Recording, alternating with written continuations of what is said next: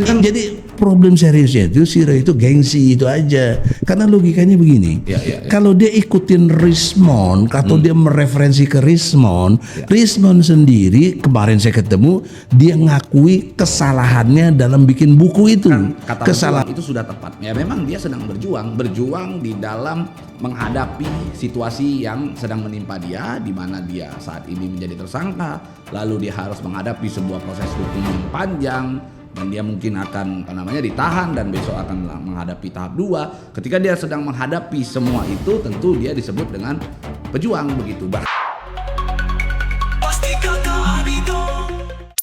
Halo, Mesinya Getani, Mesi panas banget nih dan bikin geleng-geleng. Kerap disebut pejuang oleh pihaknya. Dugaan tabiat buruk Roy Suryo justru dibongkar oleh karyawannya. Agam yang kini buka suara melalui video yang beredar di sosial media menceritakan kisah pilunya yang diberi gaji Rp2.500.000 dengan kadang diberi tambahan 15 atau Rp20.000 jika pulang kerja sangat larut dan mengaku diusir karena meminta libur. Tuh, bukan hanya Roy Suryo, dugaan kepelitan dari istri Roy kepadanya pun dibongkar terkait makanan pula. Oh, tapi kamu kalau pergi dikasih uang rokok berapa itu? Dia katanya uang makannya cuma 15.000, gimana?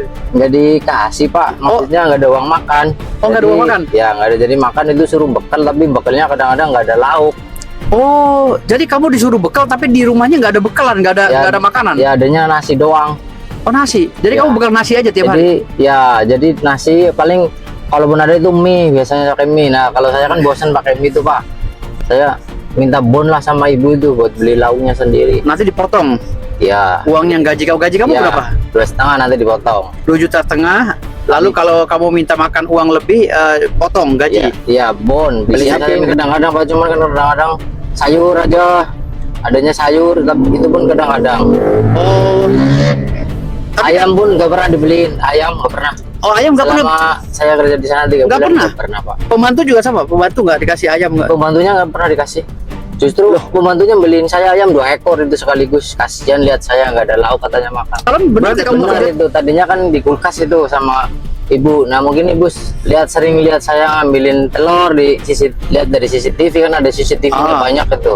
kamu makan karena lapar ngambil Ya, telur di kulkas, lalu kulkasnya telurnya diambil dipindahin ke kamar gitu. Pindahin ke kamar sampai ibu masukin ke dalam. Nggak ditaruh ke kulkas? Nggak ada. Saking takutnya kamu Pembantunya pun bilang ke saya, Gam, telurnya udah dimasukin, nggak ada telur. Ya udahlah, beli aja besok. Jadi kamu kemana-mana pergi dia dengan nemenin dia ke podcast sama segala itu nggak ada sama sekali Nggak ada. dikasih makan apa segala? Nggak ada pak. Paling kalau pulangnya malam jam 12, kadang jam 1, jam 2, kadang dikasih duit 20, kadang 15. 15.000? Iya betul. Kalau udah kemalaman jam 2 gitu ya? Iya. Tapi kalau pulangnya nggak nyampe jam Kadang 2? juga nggak dikasih duit, nggak tentu sih. Kadang Nggak nggak mesti. dikasih duit. Oh. Kadang nggak Ya, tentu. ini cerita Kadang ya, dikasih. karena Mas Roy Cerita Suryo itu kenyataan nggak. Mas Roy Suryo sering berteriak tentang kerakyatan, tapi ini supirnya telantar. Jadi awal mula kamu dipecat tuh alasannya apa sih? Dipecat itu kenapa Ya, gitu? ceritanya saya mau libur itu pak. Minta libur. Karena istri kamu hamil. Ya, tapi ibu bilang gini, boleh libur tapi harus ngurusin kucing dulu dong. Percuma dong saya libur. Kalau saya libur kan udah nggak ada kegiatan apapun kalau udah kata libur gitu kan. Nah maksud saya gitu. Nah tapi maksud ibu, kamu kalau mau libur boleh tapi ngurusin kucing dulu. Jadi Ya. libur boleh tapi kerja juga gitu. Iya. Libur boleh asal kerja. Iya. Ya sama aja bohong. Sama aja bohong saya kan. Makanya ya kalau kayak gitu mending gak usah libur bu. Jadi kamu nggak ada dikasih libur, nggak pernah? Nggak pernah dikasih libur? Gak pernah. Setiap hari Saya jalan. minta keluar sih, cuman diusir sama si bapak, suruh pergilah dari situ karena udah marah-marah itu si bapak. Oh, Roy Suryo. Teriak-teriak ya, tetangga pun tahu semua. Oh, teriak-teriak. Teriak pak. Kamu diteriakin apa gimana teriaknya? Agam, beresin baju kamu. Pergi kamu dari sini rumah ini. Pak, saya mau pergi, tapi tolong keluarin gaji saya dulu kata saya. Terus? Saya pun belum digaji itu pak. Terus? Ya walaupun belum genap, maksudnya belum genap 1 bulannya, tapi kan tetap ada gaji kan. Nah maksud saya gitu berapa hari gitu kan. Nah saya minta gaji itu belum dikasih. Ibu bilang nanti saya transfer. Ibu ngusir saya sekarang, ibu suruh pergi sekarang, bapak juga suruh pergi saya sekarang. Nah sedangkan saya jauh, rumahnya di kampung Jawa Tengah. Saya pergi pakai apa pak? Harus pakai duit bu pak, kata saya. Kamu gaji sementara ada di situ? Ada di situ. Udah nih, saya kasih 100.000. tiket aja bis nggak dapet Bu. Dia udah tahu belum sih kalau istri kamu tuh udah mau melahirkan gitu? Tahu sih Bu. Bapak juga tahu? Kalau bapak kurang tahu, kalau si Ibu tahu. Ibu tahu ya? Ya. Tapi tetap bapak, diusir sama Roy Suryo ya tuh? tetap. Tanpa diusir. perikemanusiaan. Tetap Akhirnya diusir. kamu Saya duduk di pos satpam, terus RT datang marah-marah sama si security. Lah saya dibilangin sama security, kalau security sih bingung itu, dia belain saya takut sama Roy si Roy Suryo. Suryo. Nggak Oh. belain saya, kasihan. Akhirnya gimana? Akhirnya duitnya dikasih kapan? Duit gaji Ya kamu? selang hari itu juga, cuman selang berapa jam gitu Pak. Oh, Dia kan mau pergi pagi-pagi, akhirnya pergi sama ibu dan bapak pergi itu. Ah. Nah saya tungguin aja tuh, saya keluar dari security, saya untung masih ada teman lah daerah situ, saya berhenti dulu di situ. Oh. Sambil nungguin kabar dari ibu, saya minta terus, saya rewel ke ibu, Bu mana gaji saya kan udah keluar ini.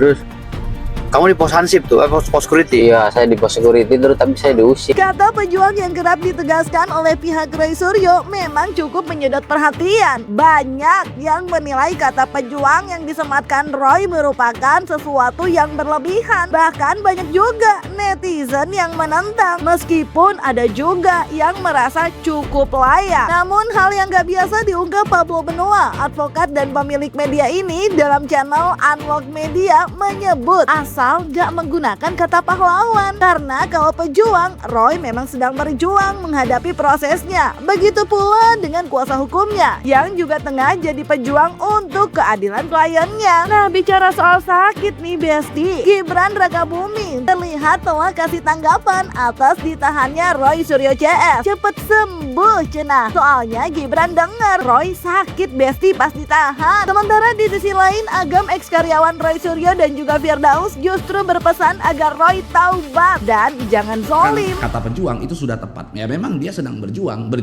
di dalam menghadapi situasi yang sedang menimpa dia, di mana dia saat ini menjadi tersangka, lalu dia harus menghadapi sebuah proses hukum yang panjang, dan dia mungkin akan ditahan dan besok akan menghadapi tahap 2. Ketika dia sedang menghadapi semua itu, tentu dia disebut dengan pejuang begitu. Bahkan kalau kita mau katakan pejuang, orang-orang yang mengidap penyakit tertentu saja kita bisa katakan sebagai pejuang penyakit tersebut gitu. Mohon maaf, bukan bermaksud mengucilkan.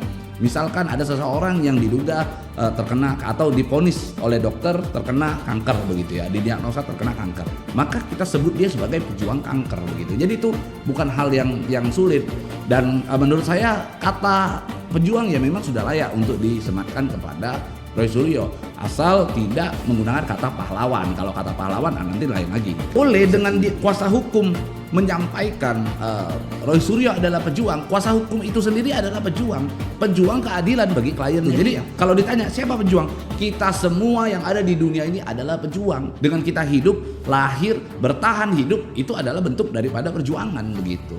Maka saya bilang harus dipisahkan dulu kata-kata pejuang dengan kata-kata pahlawan. Jadi dengan kuasa hukum menyatakan bahwa Roy Suryo dan Dr. Tifa adalah pejuang, itu adalah kata-kata yang tepat. Nah, untung mereka tidak menggunakan kata-kata pahlawan. Kalau mereka menggunakan kata-kata pahlawan, mungkin jawaban saya berbeda. Ya, diikuti saja proses yang ada ya. Dan yang paling penting kita doakan yang terbaik untuk Bapak Roy Suryo dan Dr. Tifa, karena kemarin saya dengar beliau berdua dirawat di RS Polri. Semoga segera sembuh, semoga segera pulih.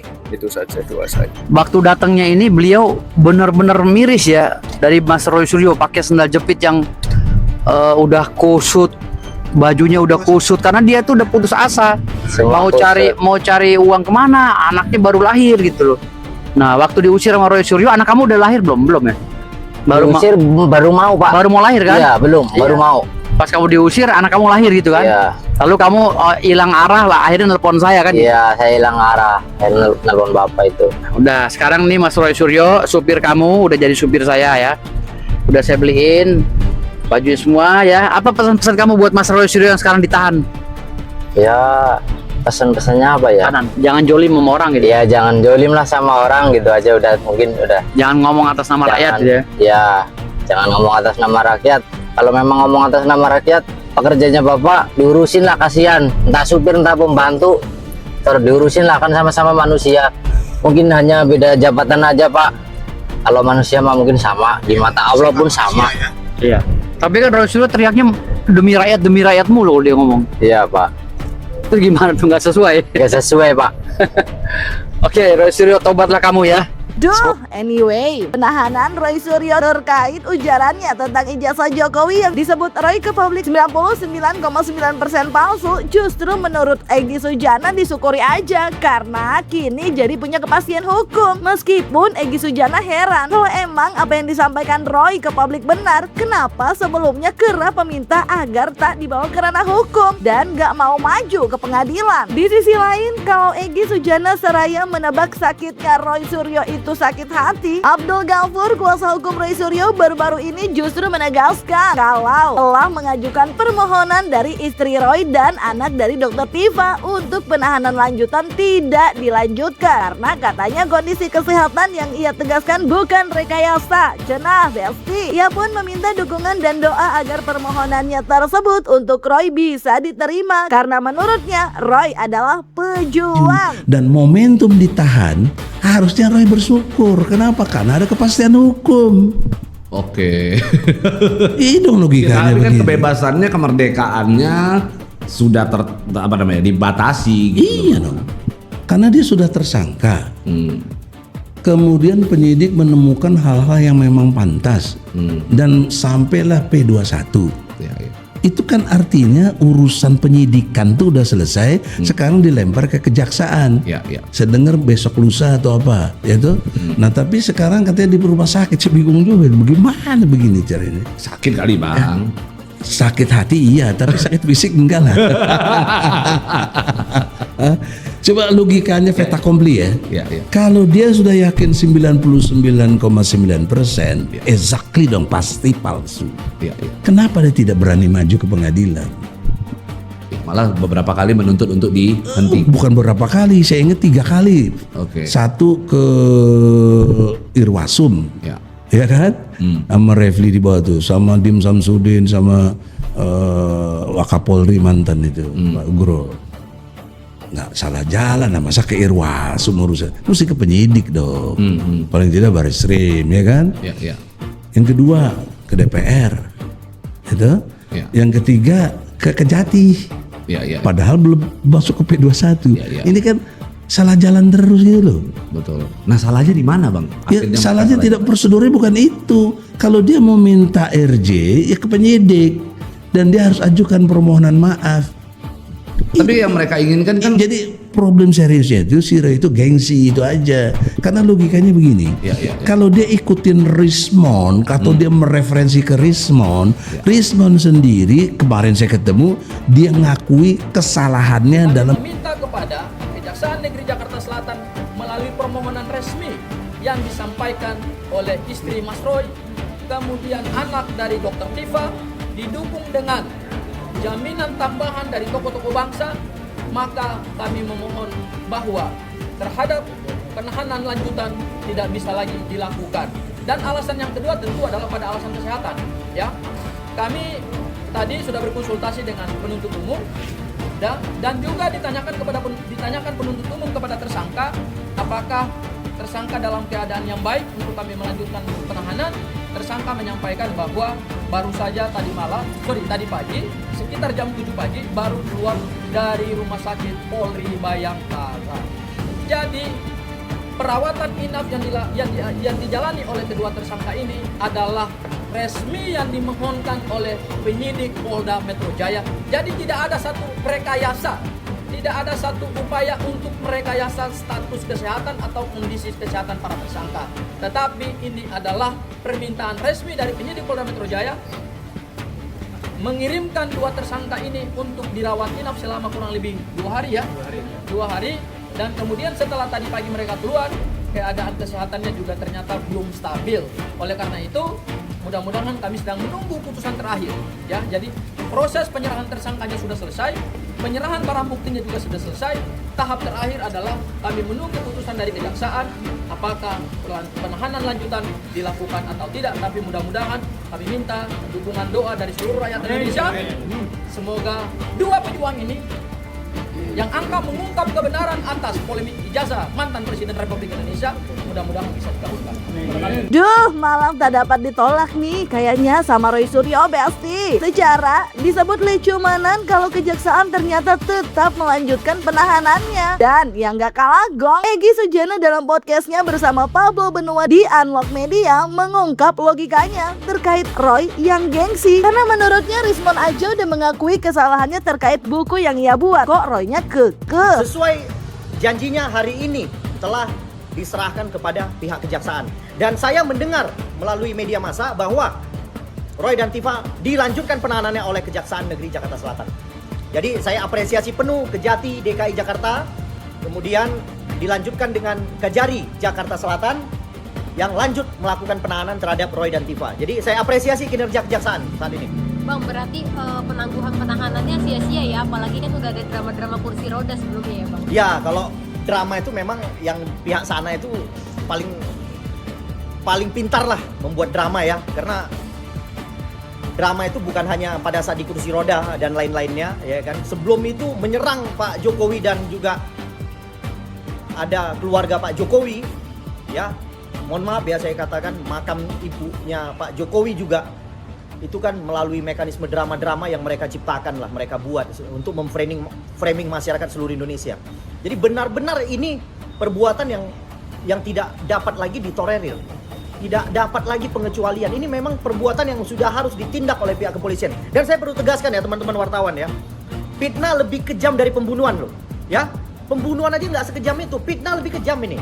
Jadi upaya-upaya fitnah, kegiatan-kegiatan fitnah yang dilakukan oleh Roy CS ini, menurut dugaan saya ini adalah perbuatan yang memang benar-benar sudah tidak beradab. Ya, bisa dikategorikan dalam perbuatan yang biadab, yang memang sudah harus diberikan kepastian hukum terhadap korban. Mengakui, nggih. Yang kedua, pada tanggal 9 Desember 2024, saya membuat laporan polisi di Bareskrim, tapi diarahkannya jadi Dumas, pengaduan masyarakat. Oke, saya layani tentang ijazah yang SMA. Oke. Itu loh. Bukan ijazah satu. Nggak ada urusannya SMA itu. Karena pada tahun itu belum ada si Roy Suryo, belum ada. Gitu. Ya Besti, duh, pelik ya. Tapi ya mau gimana lagi Besti, prosesnya kan harus dihadapi dan dijalani. Doakan aja yang terbaik Besti. Dan Anisi setuju sama yang dibilang Bang Pablo. Kalau Roy disebut pejuang ya kita semua juga pejuang. Pejuang untuk hidup kita Besti. Iya enggak sih? Jangan lupa like, subscribe, komen, dan share untuk dapatkan video berita kece lainnya cuma di Kata Ani Besti.